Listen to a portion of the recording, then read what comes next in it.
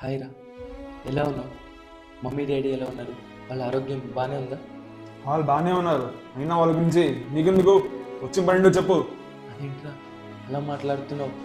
వాళ్ళకి ఇష్టం లేకపోయినా నువ్వు ఫోర్స్ చేసేవని 1 ఇయర్గా నీ దగ్గరే ఉంచా. అయినా వాళ్ళు ఎలా ఉన్నారో కూడా అడగొద్దా? అడగద్దురా బాయ్, ఎందుకు? అదంతే. సరే, అడగనులే. సరేగా, అమ్మకు నేను ఇచ్చిన చైన్ నాకు కావాలి.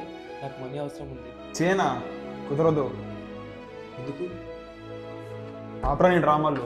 చిన్నప్పటి నుంచి మైకిల్ ముంచడం, మైకిల్ తోపు, అది ఇది నన్ను నెగ్లెక్ట్ చేశారు. మేము అటెన్షన్ ఎంజాయ్ చేస్తున్నాం. ఏంటి? నేను ఎంజాయ్ చేశాను? రే, నీకు నిజంగా అనిపిస్తుంది అలా? ఇది చూడు, నిజం చెప్పు, నా కళ్ళలో చూసి చెప్పు. అయినా వాళ్ళు పెట్టిన ప్రెజర్కి, నువ్వు పెంచుకున్న జెలసీకి ఎంత సఫర్ అయ్యానో నాకు తెలుసురా.